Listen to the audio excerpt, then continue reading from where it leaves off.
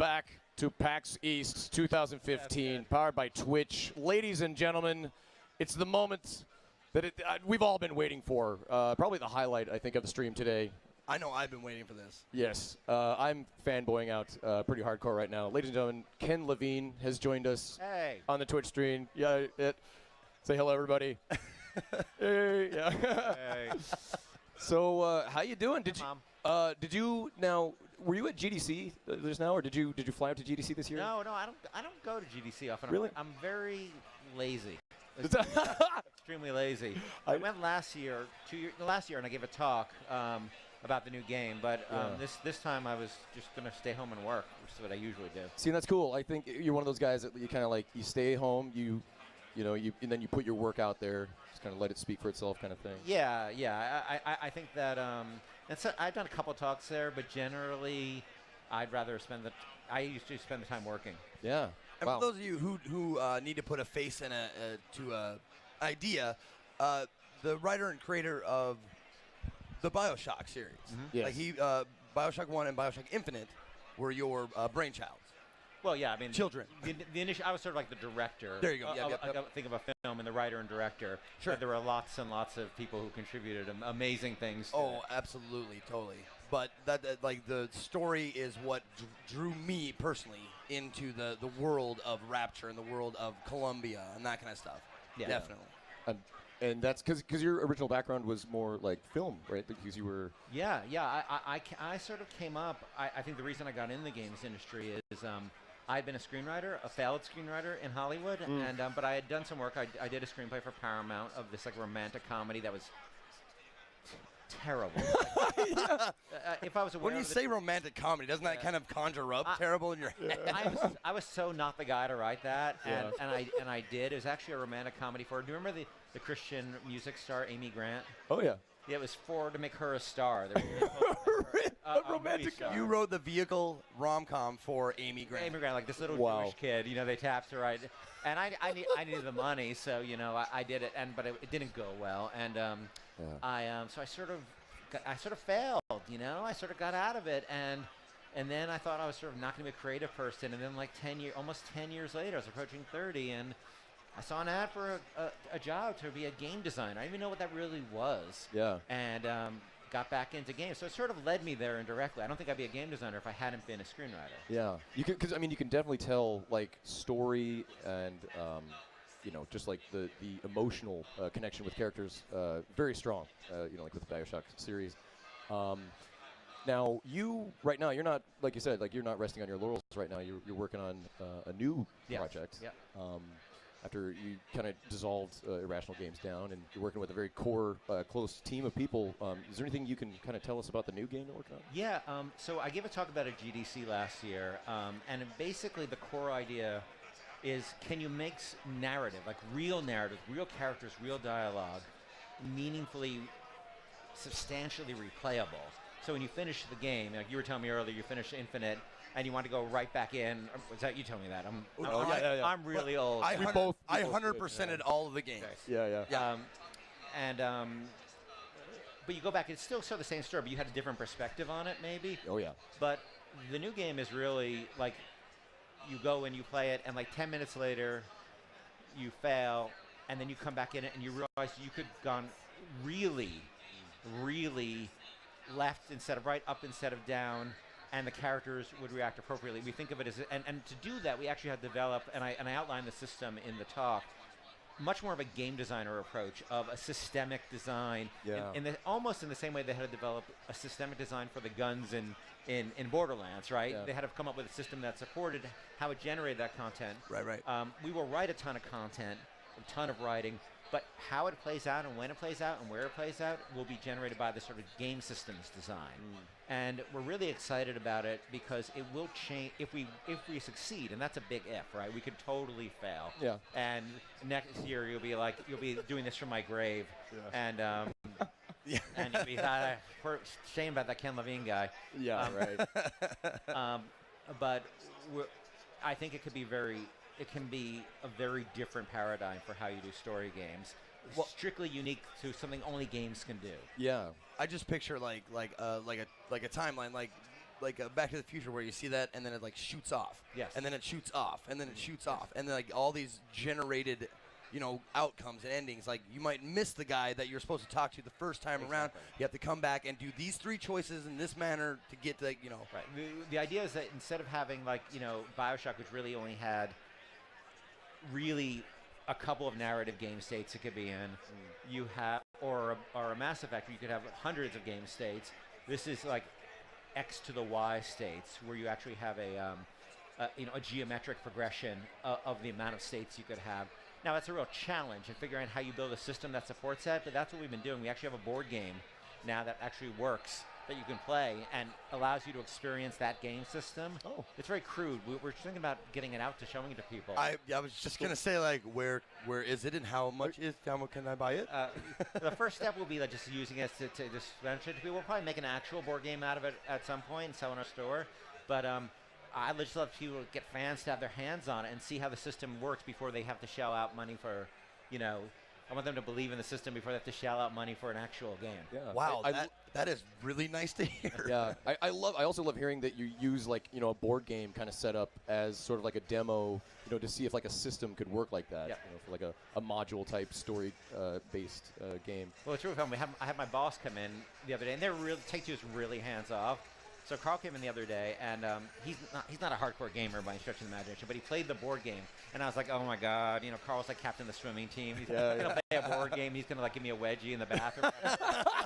Hang you up by your underwear on the knob. And we were in a meeting the other day, and he was so excited talking about the board game because he did really well in the board game. So, but he got it. He got what that decision space is going to be in the game, and that was really exciting to me to see somebody who's not a hardcore gamer engaging in that decision space. Wow, it sounds incredible. I mean, just like and like you probably know, like writing a story for like a film, and like what you're talking about now, where like you're basically just trying to write, what sounds like a procedurally generated story. Yes, like the content is procedurally remixed. I would say, like you write a bunch of very small. The talk was called narrative Lego, where you build all the Lego, like the individual chunks, but how they can get remixed is procedurally / systemically. Yeah.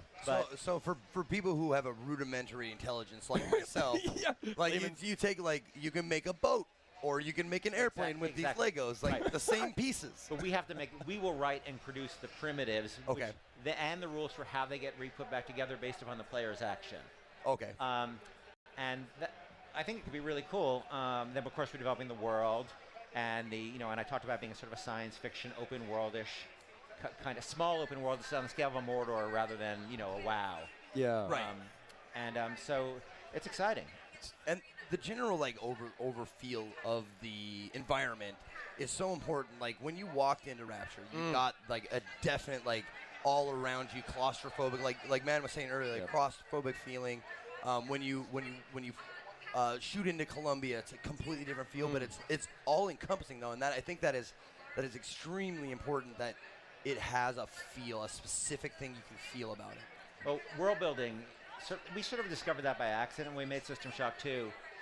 I really came at it as a sort of, and then my partners came at it as a sort of design challenge, but then realizing there was a world building storytelling component in the geometry was something we sort of realized as we went through it, and then we sort of doubled down on that in Rapture. And one of the most important thing in Rapture and of any of these games, you have to, right at the beginning, you have to let the player know where they are. Yeah. And that won't be any different in this game. The beginning's easy, right? Because the point of entry could be the same, and then it sort of branches out from there. Sure. But I think it's really important to sort of, why are we here? Why is it cool? Like, why am I not playing another game? Yeah. Oh yeah. One of the best openings of any game ever is the plunge. Yeah. And you see welcome to Rapture. And Yeah. it's like you know what's going on. With the big banner, no gods or kings, only man. man. I've had that for my Twitter profile description for like the last 5 years or whatever. So. We spent a lot of time on those sequences because we knew that if we don't capture the player there, same with this when you're at a screenplay, if you don't get the reader in the first 5-10 pages, they're never gonna go on. Yeah. And that's really important to us. Well, I mean, I think it seems like you definitely understand that too. So, but. I would absolutely hate myself if I didn't at least ask, where did you get the idea for BioShock? It evolves, Originally it was, let's make a game, another sort of RPG shooter like System Shock 2, but it took us a long time to come up with Rapture and the underwater city, and all the elements that go into that. People ask me this question all the time. They go, "Oh, did you have the whole thing on the first day?" And I'm like, "No, we never have the whole thing on the first day. It's like you get a vague idea." Andrew Ryan didn't exist on the first day. Elizabeth didn't exist on the first day. Yeah. Columbia didn't exist on the first day. Rapture didn't exist on the first day. Yeah. And the sort of floating city did, but not the specifics of Columbia. Yeah. It's a process, and it's a process. You have you surround yourself with smart people, and you try to, be open to listening to them, and them be to listen to you, and you look. It's like anything else. It's like raising a kid. Are we doing the right thing? Should we let him? Should we not? You never know. Talk about a systemic, Yeah. No, and it has its own life. I think of these games as not. I mean, obviously they're children of a lot of people, but I don't have children. I have a dog.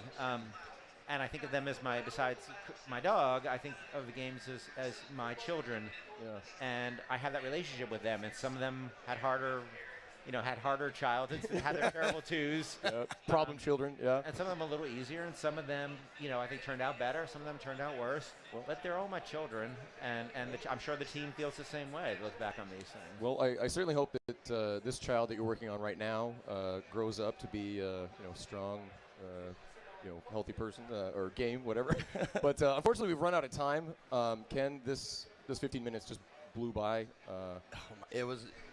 I'm a fanboy. It's an honor. You Yeah. know, I really didn't want to girl out on you. Yeah. Nice guy. This is my first time on Twitch, so it was exciting to talk to you guys. Ken, it was an absolute pleasure having you here.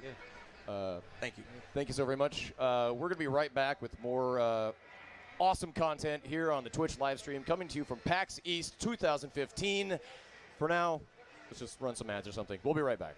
Back to PAX East 2015, powered by Twitch. Ladies and gentlemen, it's the moment that we've all been waiting for. Probably the highlight, I think, of the stream today. I know I've been waiting for this. Yes, I'm fanboying out pretty hardcore right now. Ladies and gentlemen, Ken Levine has joined us on the Twitch stream. Yeah, say hello, everybody. Hey, yeah. Hey. So, how you doing? Mom. Were you at GDC just now, or did you fly out to GDC this year? No, I don't go to GDC often. Really? I'm very lazy. Extremely lazy. I went last year, and I gave a talk about the new game. But this time I was just going to stay home and work, which is what I usually do. See, that's cool. I think you're one of those guys that you kind of like. You stay home, and then you put your work out there. Just kind of let it speak for itself, kind of thing. Yeah. I think that. And so I've done a couple talks there, but generally, I usually spend the time working. Yeah. And Wow. for those of you who need to put a face in to a idea, the writer and creator of the BioShock series, Yes. like BioShock 1 and BioShock Infinite were your brainchild. Well, yeah, I mean, Children. The initial, I was sort of like the director. There you go. Yep. I think of a film and the writer and director. Sure. But there were lots and lots of people who contributed amazing things. To it. Absolutely, totally. But that like the story is what drew me personally into the world of Rapture and the world of Columbia.